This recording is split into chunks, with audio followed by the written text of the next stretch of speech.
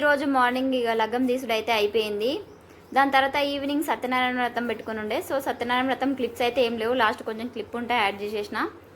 ఈరోజు పనులు అయితే పూర్తయిపోయినాం సత్యనారాయణ వ్రతం తోటి. అంటే సత్యనారాయణ వ్రతం చాలామంది పెళ్లి తర్వాత చేస్తారు, కానీ మేమైతే ఎక్కువ శాతం పెళ్లి ముందు అంటే అన్ని శుద్ధి చేస్తాం కదా ఇంట్లో. సో ముందు చేపిస్తే అంత శుద్ధి అయి ఉంటుంది ఇల్లు అని చెప్పేసి ముందు చేయించున్నాం.